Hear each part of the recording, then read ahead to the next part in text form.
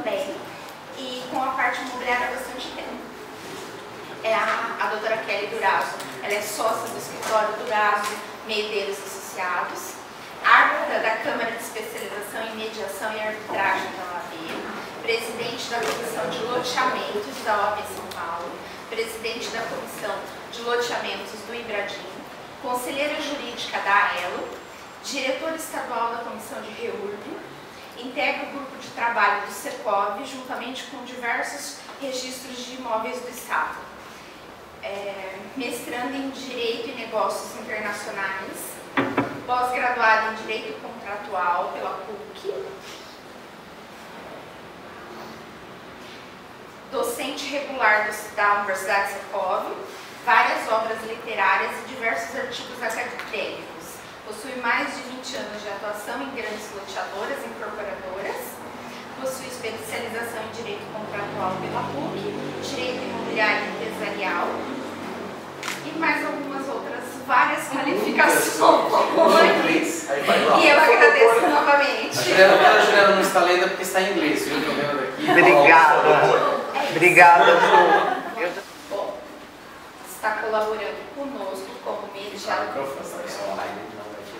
Está colaborando conosco como mediadora a doutora Cláudia Imperador Fabiano, que é advogada desde 2008, tem 16 anos, apesar desse rostinho de novinha, tem 16 anos de experiência na área notarial e registral, como escrevente de várias comarcas do estado de São Paulo, experiência em vendas e atendimento ao cliente e autora do artigo Princípio da Eficiência Notarial na Excelência do Atendimento ao Cliente, fundadora do canal Minuto de Cartório. Muito bem-vinda, eu agradeço. Pode começar.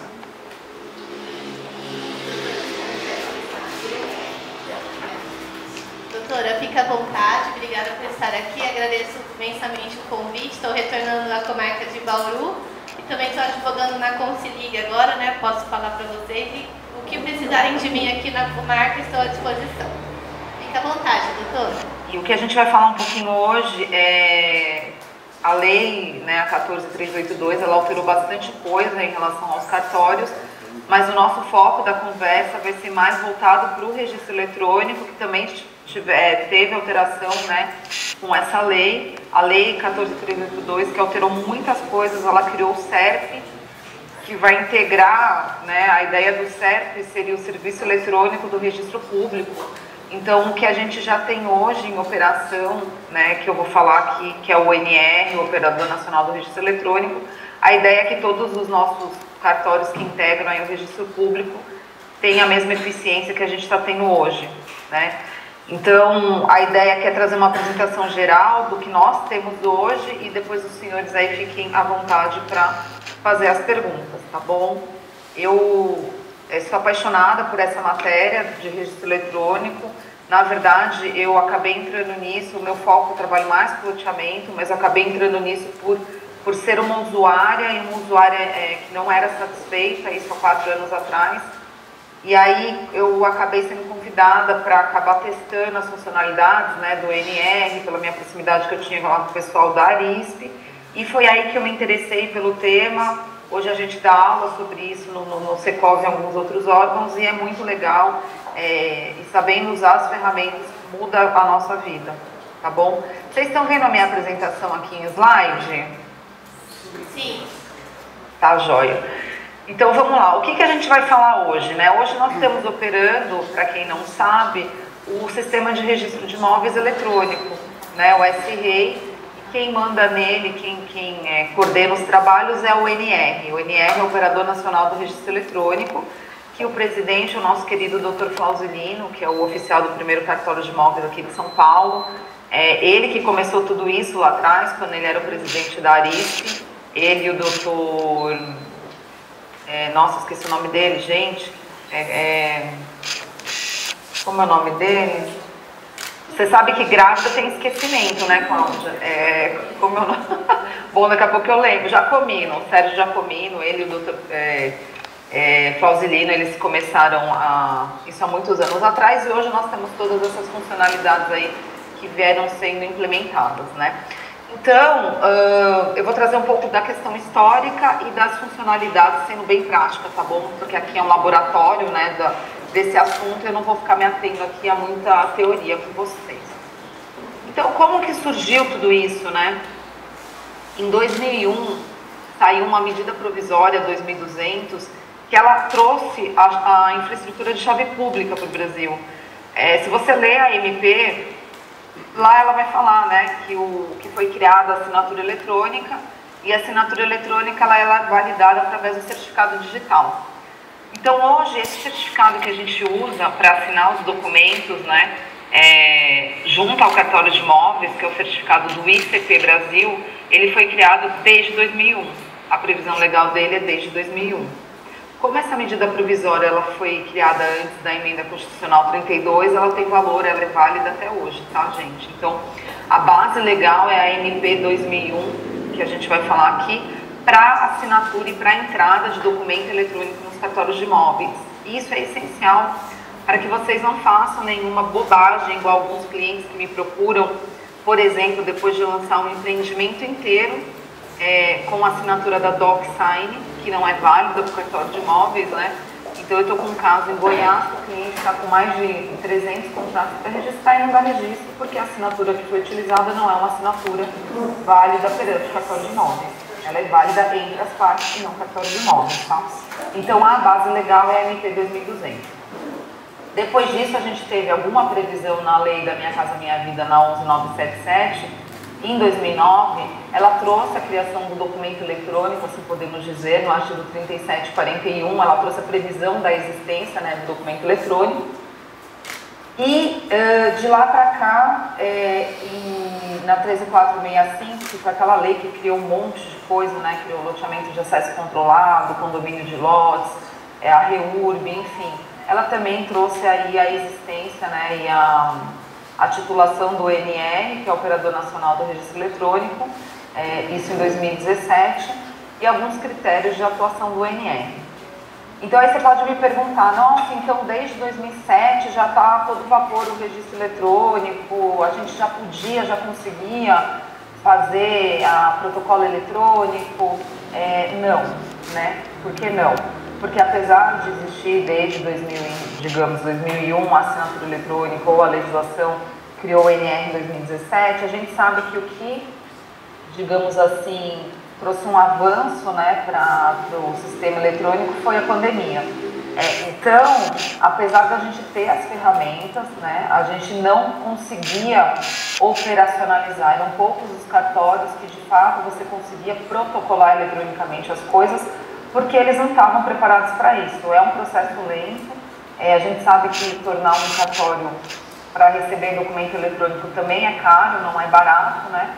E por isso que hoje o ONR ele tem um fundo de receita que todo cartório do Brasil ele tem que dar, salvo engano, 0,8% da sua receita bruta para o ONR, e o ONR está bancando hoje para que todos os cartórios do Brasil, inclusive aqueles deficitários, porque não sei se vocês sabem, mas os cartórios de imóveis no Brasil, somente 30% não é deficitário, o resto é deficitário, para que eles possam trocar e conseguir trabalhar no modo eletrônico, tá bom? Então foi nos provimentos 89, depois teve o primeiro provimento 94, que depois eles foram alterados pelos outros provimentos 109 e 115, que trouxe aí a obrigatoriedade do cartório de imóveis receber os documentos eletrônicos. Então, se você pega o provimento 94, que foi editado bem no meio da pandemia, no comecinho da pandemia, ele fala que naquela época, né, que todo cartório estava obrigado a receber o documento. Então, como é que começou tudo isso? Começou com o portal da Arisp, que os senhores devem lembrar, o portal da Arisp aqui de São Paulo. Então você já tinha como visualizar a matrícula online, você já tinha o e-protocolo, cada estado tinha o seu. Então o Rio de Janeiro tem a ARIRJ, Minas tem o Core Minas, existem vários, eram vários sistemas por estado, por associação de estado que dava esse serviço, né? Com a criação oficial do ONR, né, em 2017, e depois com o provimento, salvo engano, 89, que falou das custas do ONR, porque ele já tinha vida desde 2017, mas ele não tinha receita.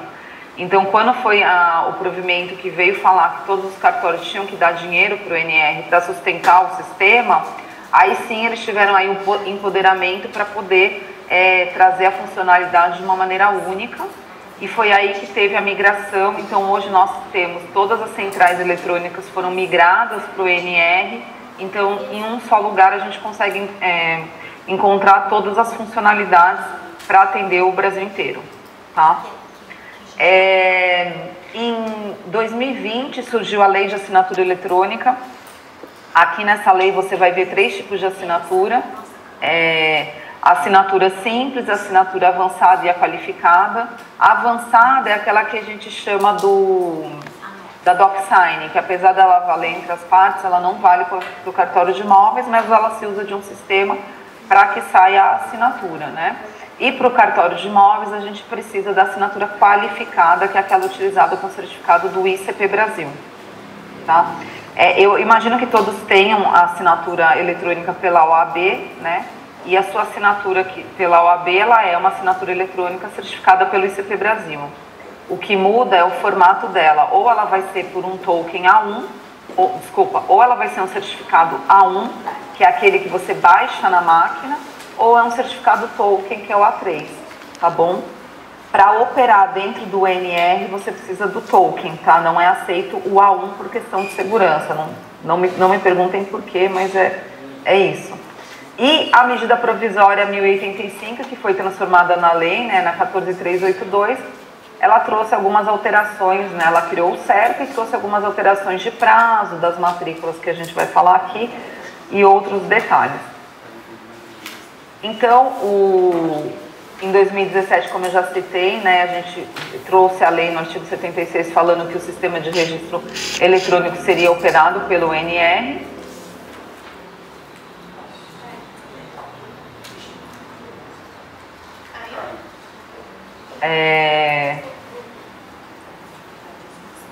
O SAEC, eu vou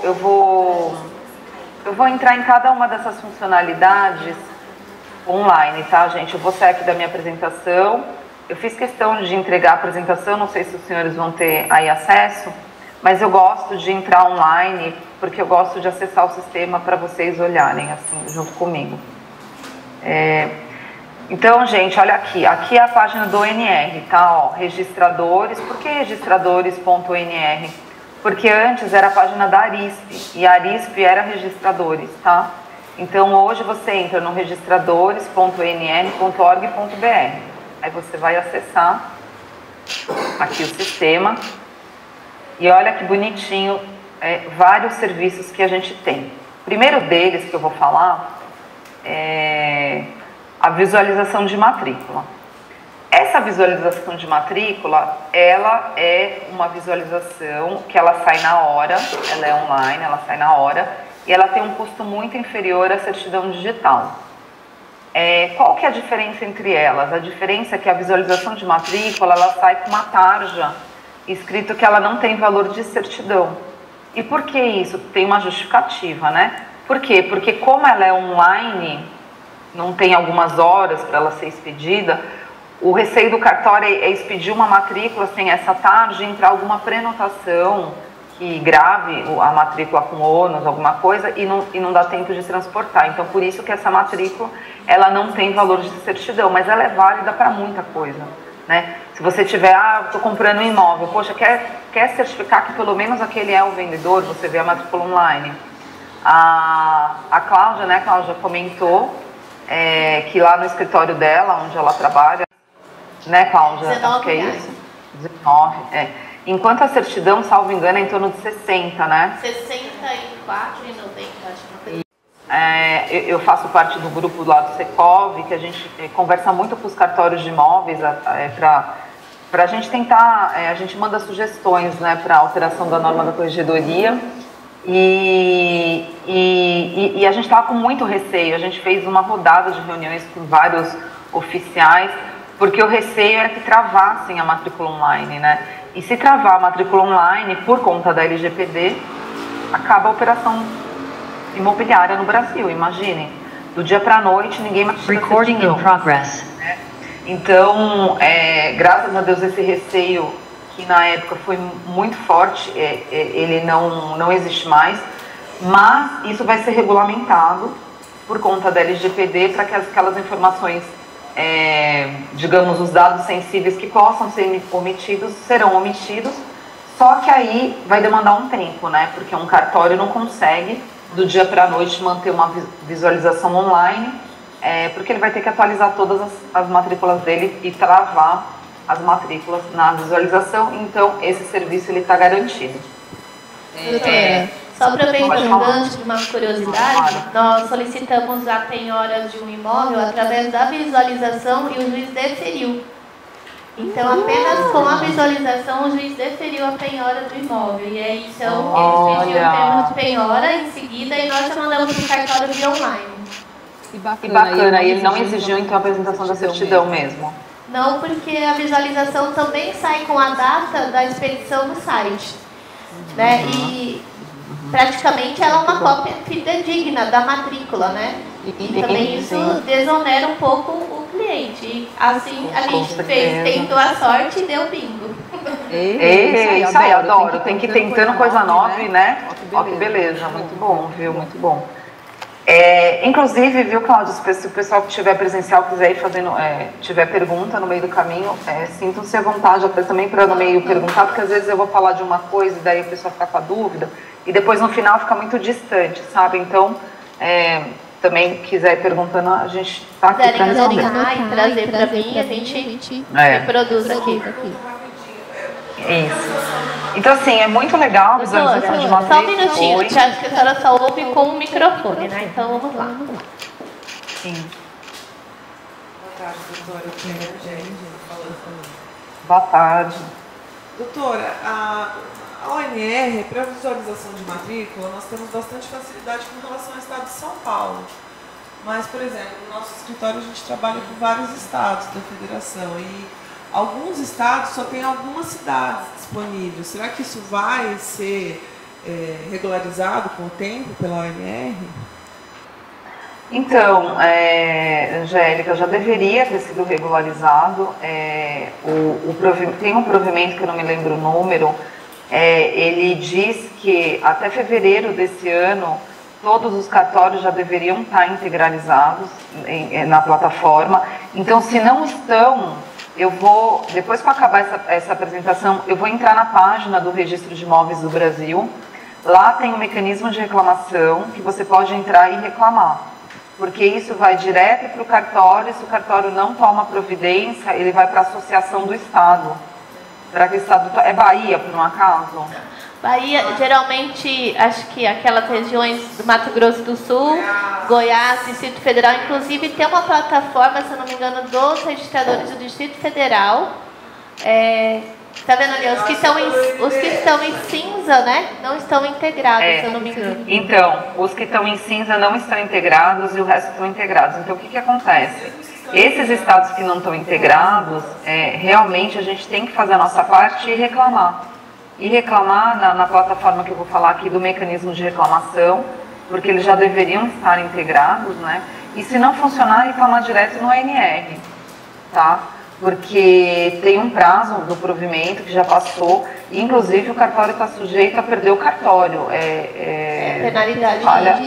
Processo disciplinar. Processo disciplinar. Então, assim, Piauí, você vê que Bahia está em azul, né? Depende do cartório. Então, mas acontece que na prática não estão todos atualizados. Na verdade, eu acho que a maioria tem a matrícula, mas não a visualização, porque são plataformas diferentes. Mas aqui você pode ver que tem a visualização. Às vezes não tem todas as comarcas, tá? O estado, mas não todas as comarcas disponíveis. Tá. Deixa eu tentar entrar na certidão, vamos ver como é que tá o mapinha das certidões aqui.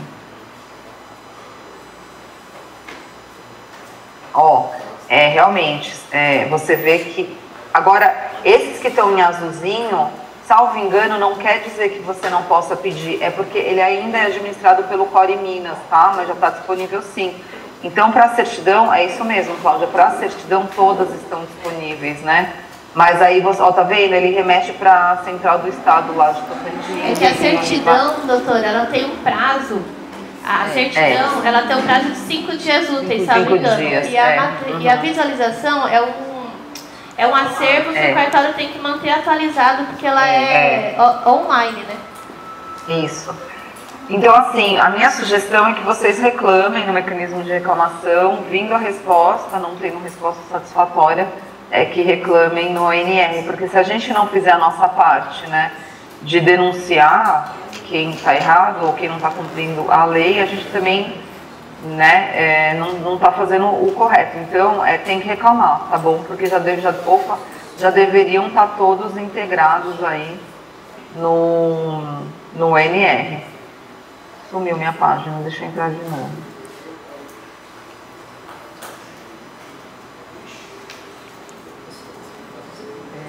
Acho que o que mais a gente utiliza, assim, no caso das questões, por exemplo, de execuções, né, da busca de bens, é aquela velha pergunta: como eu faço para saber se o executado tem bens no nome dele, né? Que essa é a nossa maior busca, né? E hoje, através dessa plataforma, a gente consegue também, né, doutora, fazer uma busca online de bens que já foram e que ainda são do executado, no caso, ou da pessoa que a gente pesquisar, né? Isso, então agora eu vou... Isso, então, ó, a gente saiu aqui da visualização de matrícula, a certidão digital é que a gente já explicou, aquela que é mais cara e demora 5 dias, né? Não, se bem que a certidão teve alteração agora na lei 14.382, ela tem que sair em 4 horas, tá? 4 horas úteis, viu, Cláudia? 4 horas, né? Isso, agora, eram 5 dias, agora são 4 horas úteis. Eu sei também que tem cartório que não está cumprindo esse prazo, e a gente também, é nosso papel aí ajudar a fiscalizar para que eles melhorem esse trabalho, tá? Mas em tese são 4 horas.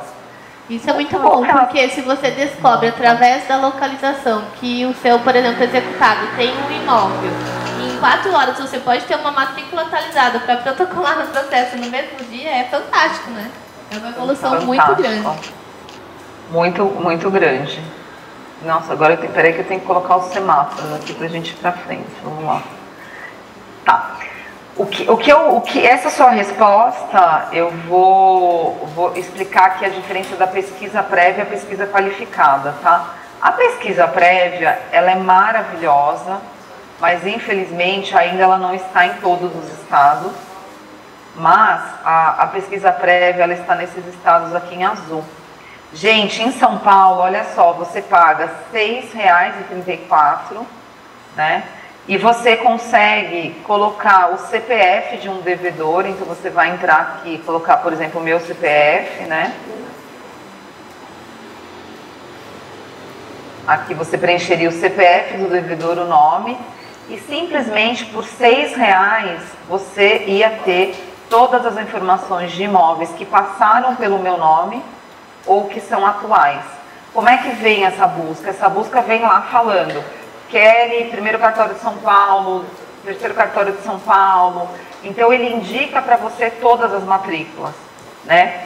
E aí você, com o número da matrícula, você vai e pede o número da matrícula.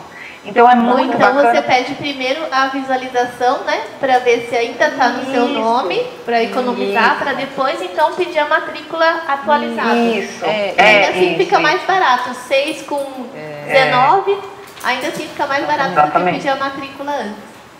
Exatamente. Então por R$ 6 e depois o custo das visualizações, olha que interessante. Tanto em Roraima, Mato Grosso do Sul, São Paulo, Paraná, Santa Catarina, enfim, esses estados todos que estão aqui, a gente consegue fazer isso. Então é incrível, a gente consegue fazer a facilidade, a facilidade, né? Ele é muito bacana, ele é muito bacana. Nossa, começou a dar muito eco, agora parou. Desculpa, pessoal, mas nossa, tava muito eco. Acho que vocês estão me ouvindo igual, tava antes? Agora tá. Tá. A diferença da pesquisa qualificada é porque a pesquisa qualificada são outros estados que não esses que eu mostrei, né? você também consegue fazer a pesquisa, mas o que que acontece? Você vai ter que pagar por cartório, e aí vai ficar caro. Então, por exemplo, uma vez eu fiz no Rio de Janeiro, e assim, como eles fazem por cartório, ficava, sei lá, R$300, sabe? Então, ó, tá vendo? Aqui são todos os estados também que você consegue, mas, por exemplo, se eu for clicar no Rio, eu vou conseguir ter a informação que eu quero, só que vai custar mais caro. Então, ó, eu vou ter que clicar o cartório que eu quero, tá vendo? É por cartório, e eles cobram por cartório. Então, essa é a diferença. Se eu selecionar todos, ver se aparece aqui o custo. Ó, aparece aqui, é R$17 por cartório, então no final vai ficar cara a conta, né? Não vai ser barato igual a pesquisa prévia. Então, se a gente selecionar todos, olha quanto dá, 3.147. Infelizmente, ainda não está integrado todos os cartórios, todos os estados, só aqueles estados que eu mostrei, mas isso aqui com o tempo espera-se que a gente consiga aí vencer e ter informação para todos de forma igualitária que a gente tem nos outros estados. Tá? Mas, independente, né, para quem está querendo fazer a pesquisa de bens, é uma maravilha, porque você, de fato, vai ter a pesquisa que você quer e vai localizar bens do devedor. Bom, agora eu vou falar um pouquinho do e-protocolo, que acho que é o mais importante de todos que a gente tem aqui para o nosso dia a dia, para o dia a dia dos cartórios, né? O protocolo, eu vou voltar aqui para o meu slide agora. Doutora, só uma pergunta, não sei se o pessoal aqui sabe. Você não obrigatoriamente pode pagar por ato ali, né? Você pode colocar um crédito nesse site, né?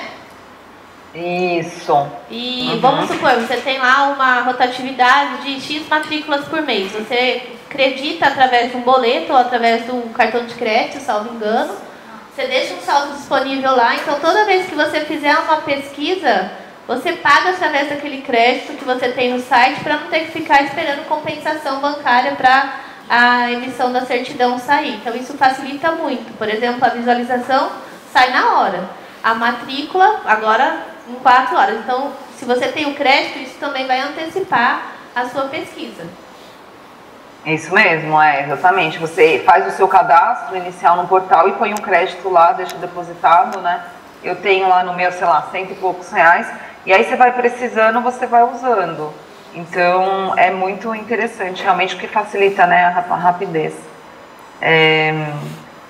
Então, assim, antes de falar do protocolo eletrônico, o que é importante ter em mente? Importante ter em mente que, por enquanto, essa assinatura aqui é a assinatura válida para a gente operar dentro da plataforma e assinar os documentos de forma eletrônica, tá? Não, desculpa, a avançada não, é a qualificada. Então, aquilo que eu falei no começo, qual é a assinatura que a gente tem hoje válida no cartório de imóveis? A única que aceita é a qualificada, aquela que utiliza o certificado digital regulado pela MP 2200, tá bom? Com a edição da lei, essa novidade da lei, da 14382, ela veio falando, né, que o CNJ vai regulamentar outros tipos de assinatura, ou seja, que a gente vai poder usar algum tipo de assinatura avançada para entrar com os documentos no cartório de imóveis. Conversando com o Dr. Flausilino outro dia, a ideia era regulamentar, não sei se vocês conhecem aquela assinatura do GovBR, que tem a assinatura ouro e a assinatura prata. A ideia então, aquela assinatura por reconhecimento facial. E a ideia era, não sei se é ainda, porque eu acabei de, inclusive, mandar uma notícia aqui para ele, não sei se vocês já estão sabendo do deepfake ou deepface, deixa eu ver. Gente, é impressionante, eles conseguem copiar exatamente o seu rosto. Então, assim, ainda não está regulamentado, ó, depois vocês procurem aí, deepfake. Então a ideia era usar o certificado do GovBR e que isso fosse regulamentado, porque está previsto na lei que o CNJ vai regulamentar outros tipos de utilização de avançada ou qualificada. A ideia era do GovBR, porque lá você pode, através de reconhecimento facial, utilizar. E eu não sei se isso vai para frente ou não, porque realmente hoje eu acompanhei uma matéria sobre deepfake e é impressionante, eles pegam todo o traço do seu rosto, eles conseguem fazer exatamente o mesmo rosto. Então assim, não sei se isso vai ter problema ou não, porque a ideia é que o reconhecimento facial fosse muito seguro. Eu acho, sou leiga, né?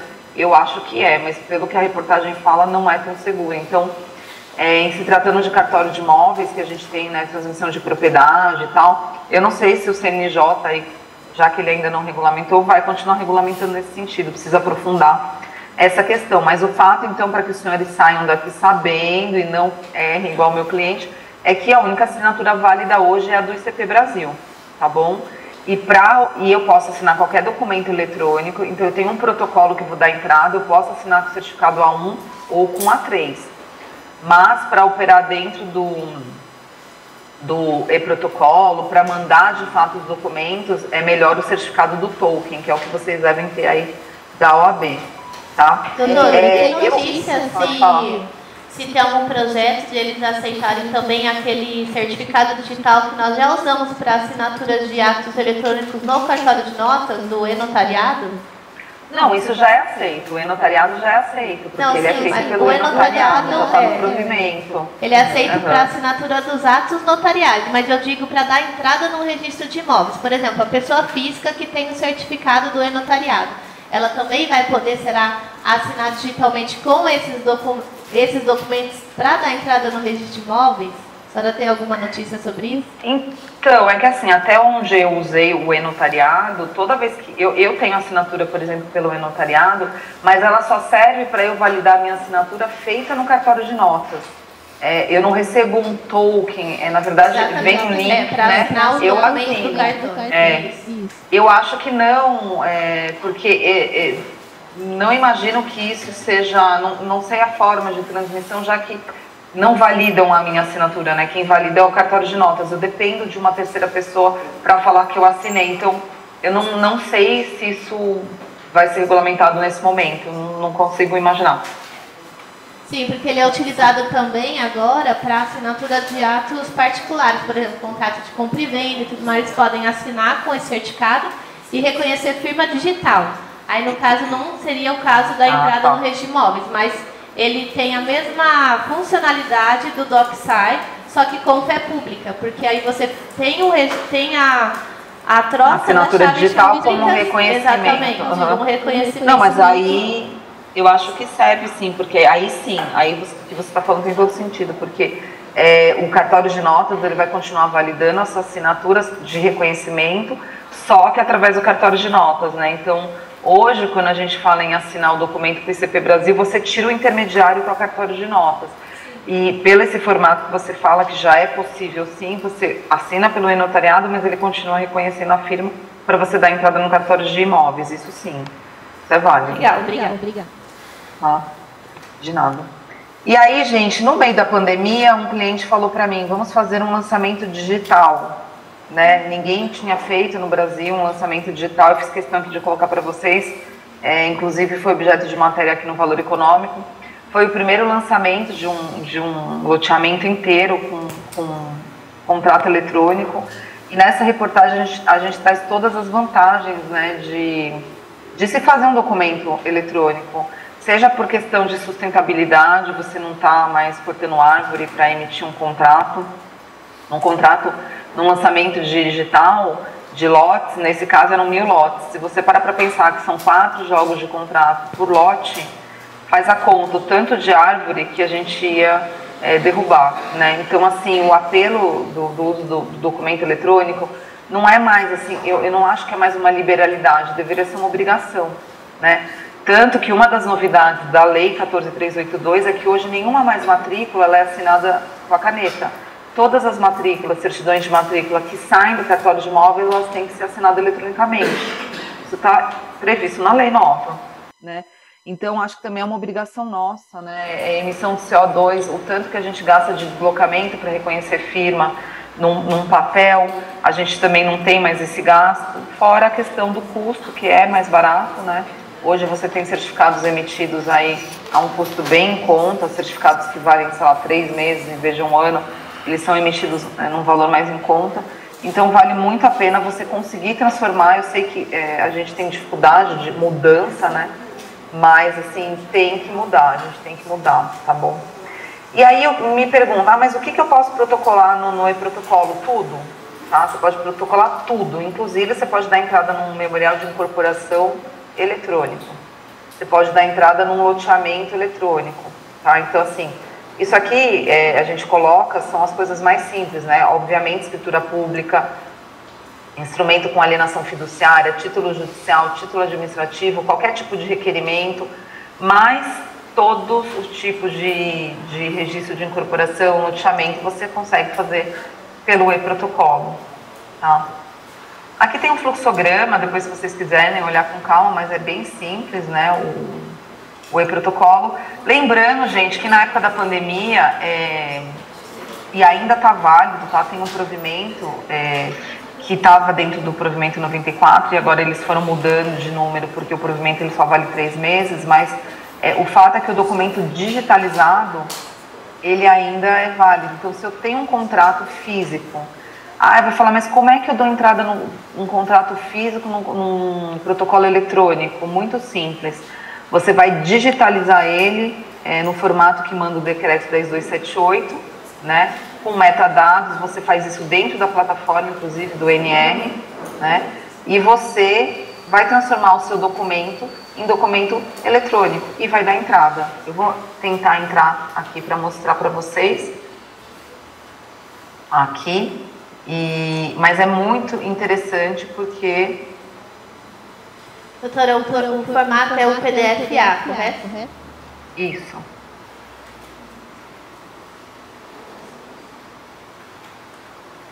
Alguém tem alguma pergunta que queira fazer? Todo mundo já sabemos. Tem um assinador, deixa eu ver onde eles estão.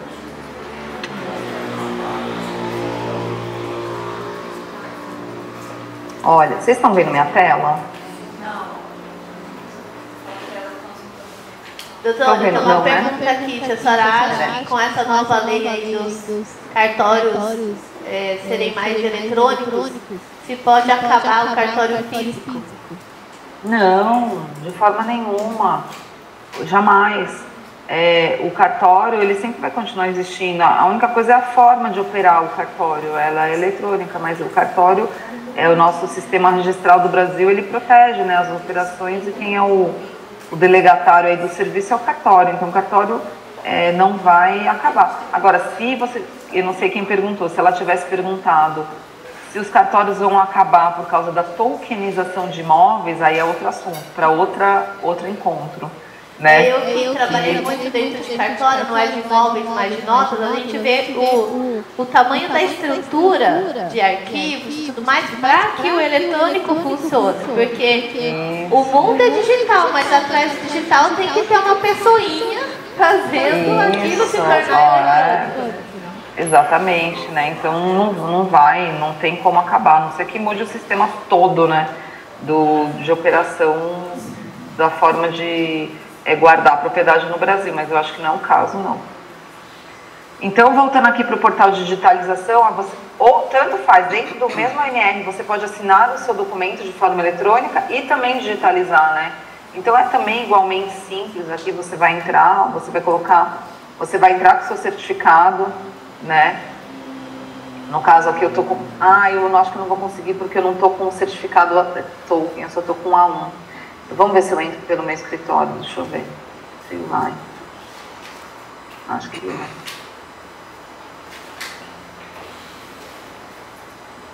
vai. Entrou. Tá entrando com A1, mas vamos ver. Então, gente, olha, todo documento que eu recebo para assinar, olha aqui minha lista de documentos que eu já assinei, ó, tudo tá aqui. Se bem que aqui é do escritório tem menos coisa, mas no meu pessoa física, todos os documentos que eu recebo para assinar estão aqui. Então é muito bacana, num único lugar você pode concentrar tudo, tá bom? E você também consegue aqui digitalizar. Então isso que eu falei de transformar um papel em documento eletrônico, é só você vir aqui, ó, tá vendo? O decreto 10278, que ele traz as regras, né, de digitalização. e você consegue digitalizar. Eu não vou conseguir mostrar agora porque eu estou sem scanner aqui no meu computador, mas é um processo simples, você só digitaliza ele e tendo dúvida, o pessoal do suporte do ONR, eles estão super à disposição aí para ajudar vocês. Tá? Então assim, voltando a falar agora do portal do ONR, vou voltar para o portal do ONR aqui primeiro. Para a gente acabar de falar das funcionalidades, para eu pular para o mecanismo de reclamação, que eu acho muito importante também vocês saberem, até para, além de usar, divulgar. Que ninguém...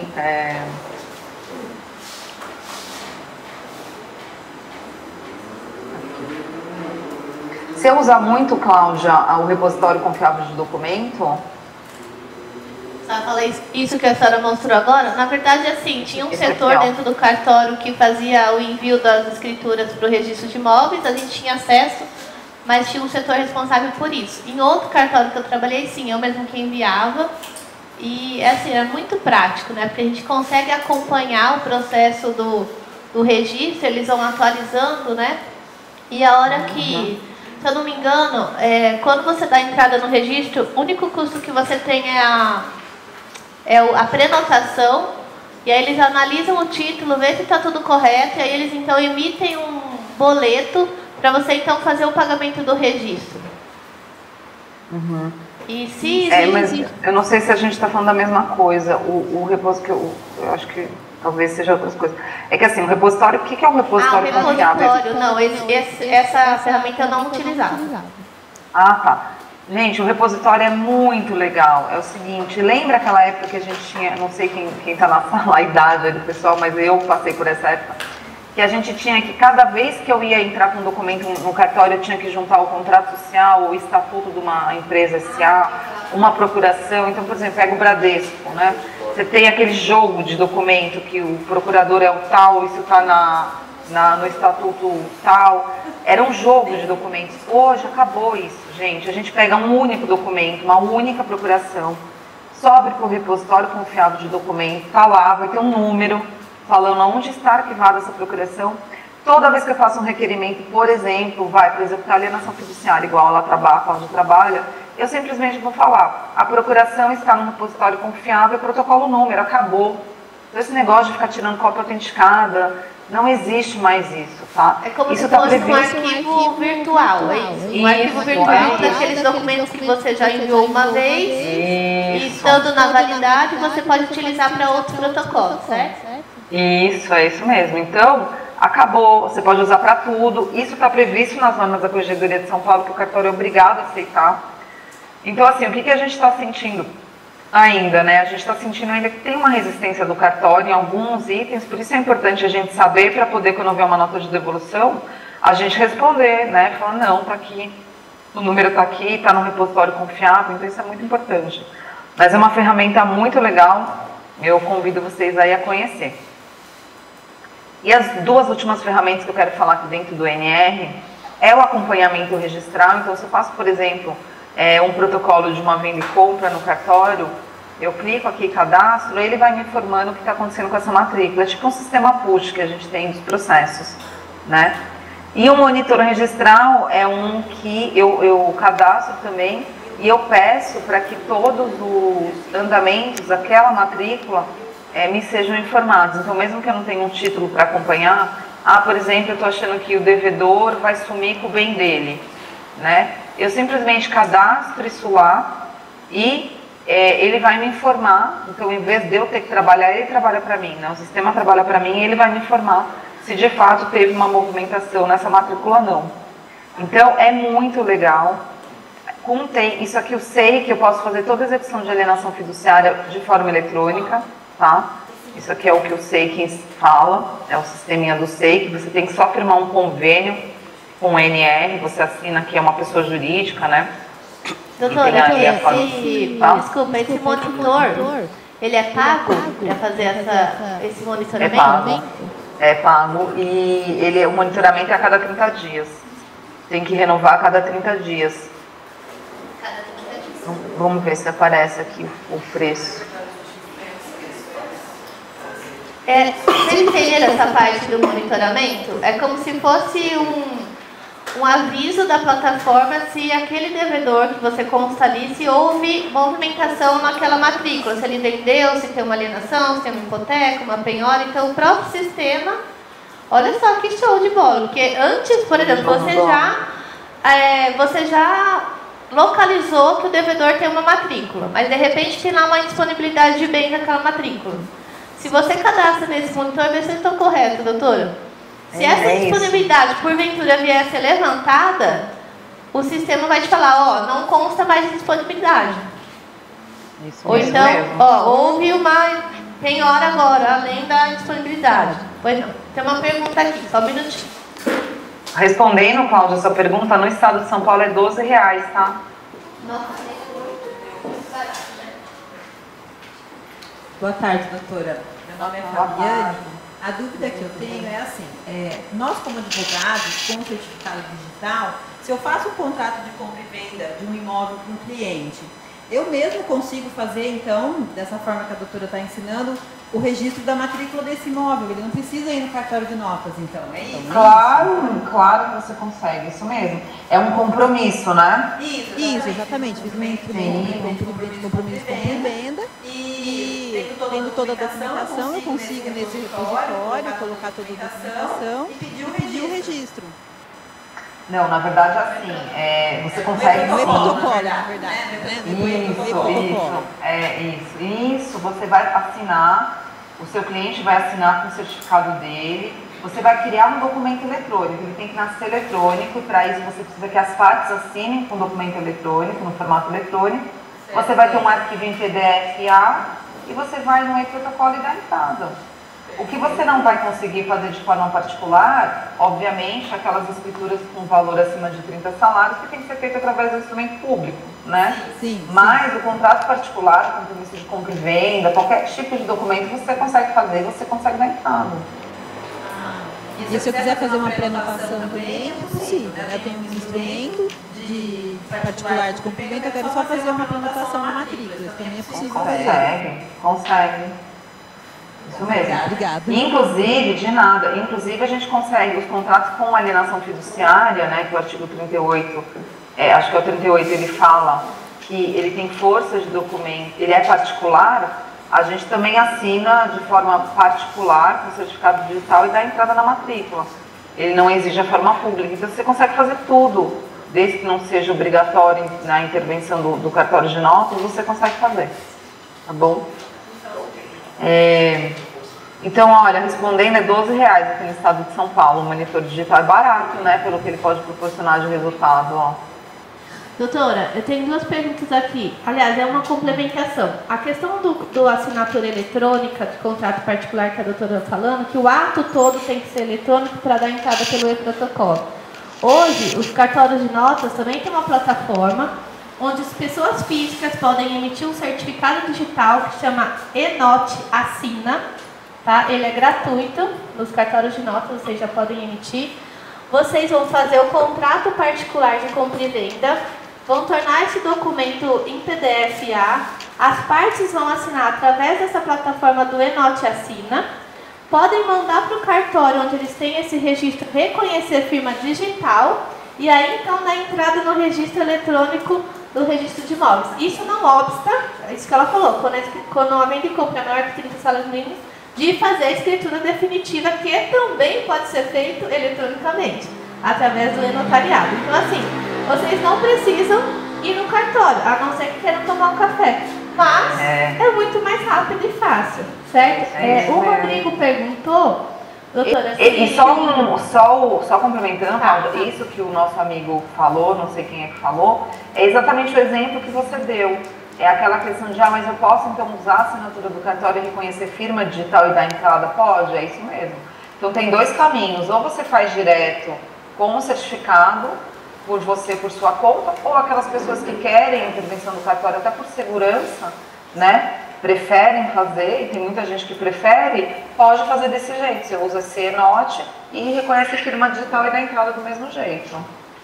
O Rodrigo perguntou, assim como a gente tem possibilidade de haver falsificação de assinatura física, né? Que existem lá grafotecnia e tudo mais para apurar, se há possibilidade de falsificação dessa assinatura digital emitida por certificado digital. Olha, e aí quem tem que responder a pergunta é um técnico da área, que não sou eu, né? Eu, assim como blockchain dizem que tem possibilidade de invasão, eu imagino que de alguma forma deve ter. Não sei responder com precisão. Espera-se que não, né?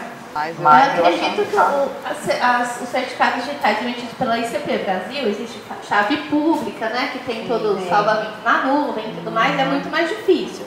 Agora, por exemplo, não criticando, mas eu que trabalhei dentro de cartórios, vi muita falsificação, inclusive de escritura, né? Exatamente. Não só de escritura, de documentos, de assinaturas, enfim. Por exemplo, as assinaturas digitais feitas pelo aplicativo DocSign, existe uma possibilidade muito maior de falsificação. Porque você vê que parece que a pessoa...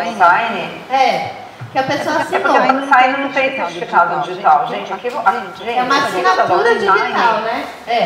Aquilo da DocSign não é assinatura eletrônica, é uma assinatura digital. E assim, é engraçado, até porque só eu tenho 8 assinaturas diferentes no DocSign. Pois é, né? Exatamente. Então, aquilo é muito fácil de você falsificar. Por isso que o cartório de imóveis não aceita. Doutora, pediram para avisar aqui que temos 10 minutos, tá? Ixi, tá bom.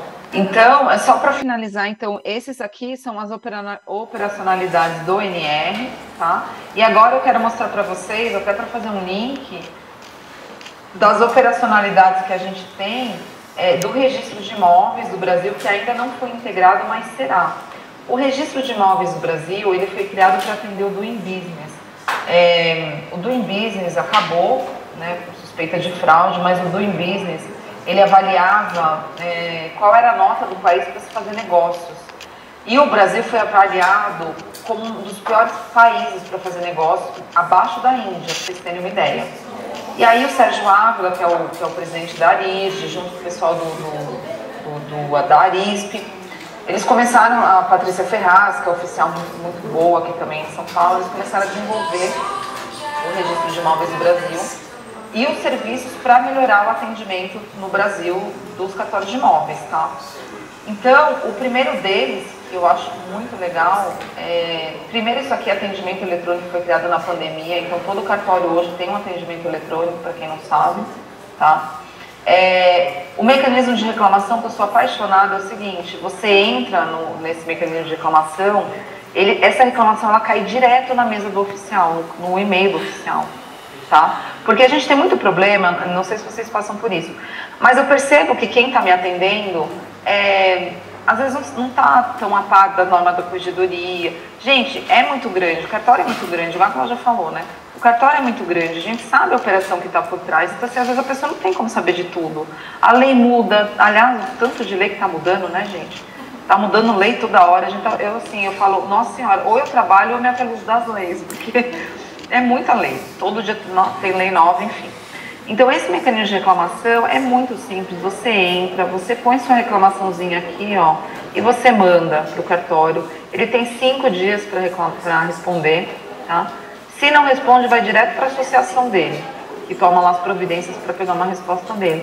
Então assim, às vezes, e por que criaram isso? Criaram isso porque exatamente esse abismo que existe entre o protocolo, a nota de devolução e o procedimento de dúvida ou pedido de providência aqui em São Paulo para a corregedoria demora meses, né? Que é um procedimento que também tem que melhorar. Mas assim, eles criaram para ter um intermediário entre ter que suscitar dúvida e a resignação de uma nota de devolução errada. Então é por isso que foi criado aqui o mecanismo de reclamação, um mecanismo muito legal.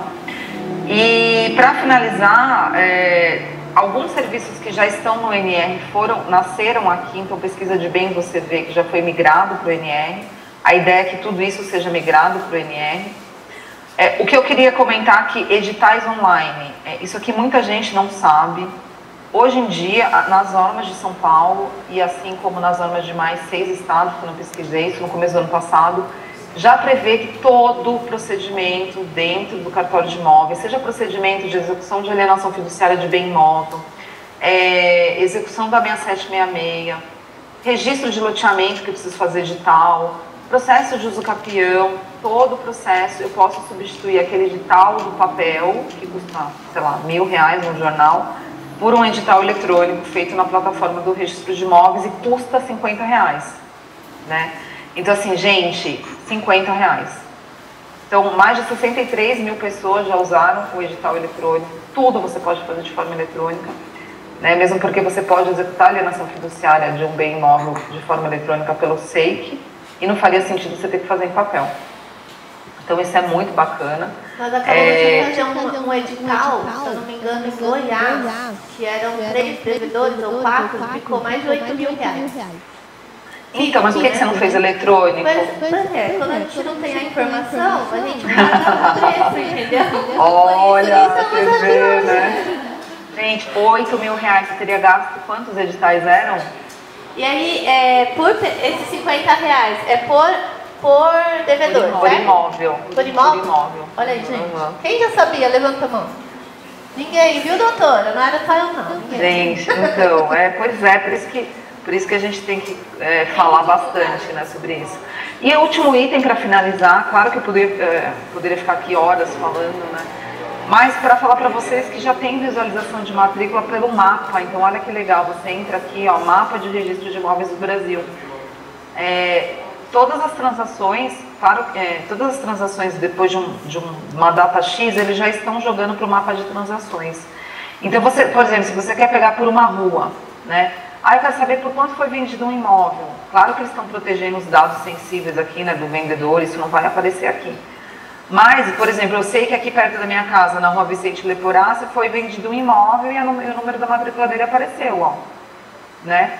E apareceu aqui, 1253, se eu quiser saber quanto o meu vizinho vendeu o apartamento dele para eu anunciar o meu, eu vou pegar a matrícula, a visualização de matrícula e vou saber. Então isso aqui ainda não está totalmente pronto, porque é uma construção, né? Tem que sair do papel e vir aqui para o mundo do eletrônico dentro desse mapa, mas é um caminho aqui que você consegue visualizar toda a... Doutora, essa parte dos editais, todos os estados já são integralizados? Então, é assim, ó, o edital eletrônico, na verdade, em tese, como ele é eletrônico e virtual, ele abrange o Brasil inteiro, né?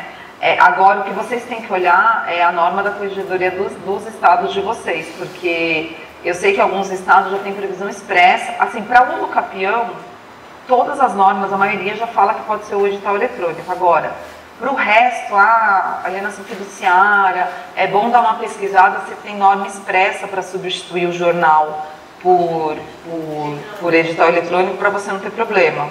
Mas é um caminho sem volta também, se não tem, vai ter que ter, né? A ideia, eu acho que a ideia é a gente conseguir uniformizar o uso do sistema eletrônico daqui para frente. Então, se não tem, a questão aí de meses para que tenha, tá bom? Obrigada. De nada. Gente, é isso aqui, não vou estourar o tempo. Se alguém tiver alguma pergunta, meu e-mail está no final da apresentação, tem meu LinkedIn, é Kelly Durazo também, quem quiser me adicionar. E a gente dá um curso de mais de 12 horas, né, para falar de registro eletrônico, então com certeza não ia conseguir aqui, mas eu só queria meio que resumir as funcionalidades para que vocês conheçam a plataforma, vocês entrem e consigam ver o tanto de coisa que vocês podem usar, que pode mudar a vida. É igual a Cláudia falou, né, Cláudia? Você gastou R$8.000, você podia ter gasto R$200. Pois é. E ainda tem outras plataformas que os atos notariais também a gente tem acesso, por exemplo, na plataforma da SENSEC, e você pode pesquisar inventários extrajudiciais, divórcios, separações, né? Você pode ter acesso a onde foram lavradas essas escrituras. Ah, é? Como chama? Esse eu não sabia. Tô dando troco agora, tô dando troco. Eu ouvi falar, eu anotei, mas eu nunca entrei, mas eu vou entrar. Acho que nós vamos fazer mais uma oficina dessa de notarial, porque hoje foi mais registro, né? Chama SENSEC. É assim, ó, no estado de São Paulo, você consegue pesquisar inventários, divórcios e separações na plataforma que chama Signo, signo mesmo, .org.br. Lá, através do nome do falecido, ou do advogado, ou dos herdeiros e CPF, você consegue localizar os atos feitos no estado de São Paulo. Agora, a plataforma do CENSEC escreve CENSEC.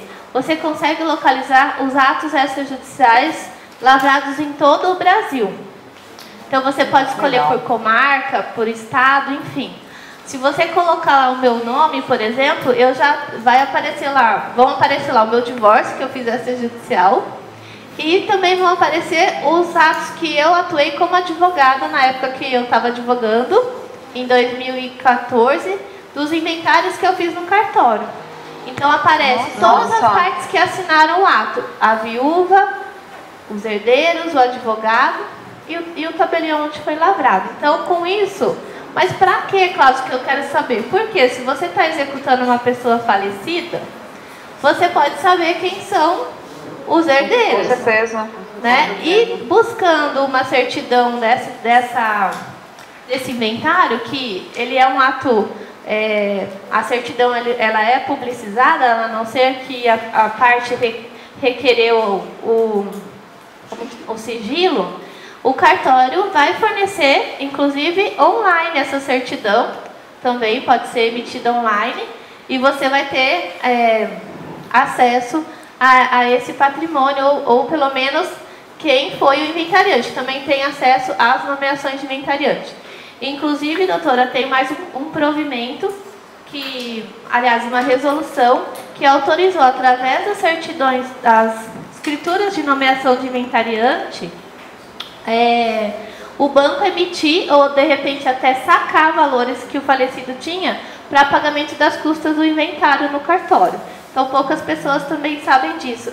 Não vou lembrar de cor agora o número dessa resolução, mas ela é recente, mais ou menos agora há uns 2, 3 meses atrás, e já tive casos positivos, onde a gente, através daquele comunicado da FEBRABAN, onde o banco é obrigado a informar extratos para a viúva ou para o inventariante, comprovado o orçamento no cartório, o banco autorizar o pagamento direto para o cartório das custas notariais.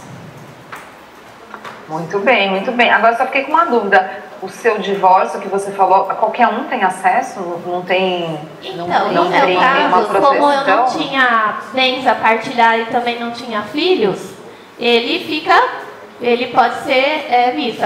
Pode ser que o tabelião, na hora que você requer a certidão, te vai questionar para que você quer. E aí ele pode recusar ou não, mas em tese não poderia recusar. Tem uma pergunta aqui, doutora, só um minutinho, a gente já está finalizando. Conta da LGPD, né? Você poderia repetir, por gentileza, quais são as consultas que é possível fazer no Signo? Então vamos lá. O site da Signo, você só consegue consultar os atos feitos no estado de São Paulo. Inventários, separações, divórcio e nomeação de inventariante. Os tabeliães, eles têm acesso aos atos feitos em outros tipos de atos, por exemplo, escrituras, procurações, aí é uma consulta interna. Porque senão aí ficaria muito bom, né? A gente saber quem é procurador de quem vendeu para quem, ia ficar ótimo. Outra coisa também que facilita muito, doutora, é o site dos registradores civil. Não sei se você conhece. Tem o de imóveis, tem o de notas e o civil. Eu conheço, mas o problema é que espera-se com essa lei de verdade seja integrado no serviço, porque hoje ele existe, mas ele não funciona. Eu fui pedir uma certidão de casamento, por exemplo, de outro estado, aí você protocola, você paga e a pessoa fala não vem, né? Ela falou pra mim, você tem que pedir pro cartório daí de Novos, pedir pra mim. Eu falei, não, mas tá na plataforma eletrônica, tem a minha certidão. Mas eu não sei quem quebrou o pé, tem que esperar ela voltar. Isso, assim, gente. Vida de cartório não é fácil. Olha, acabou. Então, isso mesmo. Geralmente os estados, né, mais norte, nordeste, tem essa dificuldade. Você pede, a certidão não vem. Ou ela fala assim, você que tem que imprimir o selo aí. Fica difícil, né? Você não tem o selo dela. Mas, enfim, facilita, né? Aqui, sul, sudeste, Minas, aqui toda essa região a gente consegue pelo registrador civil. Mesma coisa, você faz um cadastro, põe lá um crédito e você consegue pedir certidão de casamento, óbvio, mas não só pelo nome, você tem que ter todos os detalhes, livro, folhas, termo, comarca, tudo certinho, certo? Algo mais do que não, só isso, gente. Agradeço aí o tempo de vocês e qualquer coisa a gente está à sua disposição. Obrigada. Acho que a gente vai ter que ter continuidade dessa oficina. O que vocês acham? Ó, a presidente da Notarial Registral está aqui, ó, a gente já pode pedir uma próxima. Doutora, obrigada pela participação. A gente também fica... Essa sua explanação vai estar disponível para o pessoal que se inscreveu? Vai. Eu já mandei para a Ju, acho que a Ju já mandou, né, para o pessoal daí, né? Legal, isso é importante. Bom, não sei se o doutor vai voltar para finalizar, eu acho que a gente... Tá. Então, agradeço a presença de todos, a doutora que está lá em São Paulo, de vocês aqui. Doutora, quer deixar algum contato, rede social ou algum e-mail do escritório que as pessoas possam conversar? Então, tá na minha apresentação, mas eu vou colocar aqui do ladinho no chat, ó.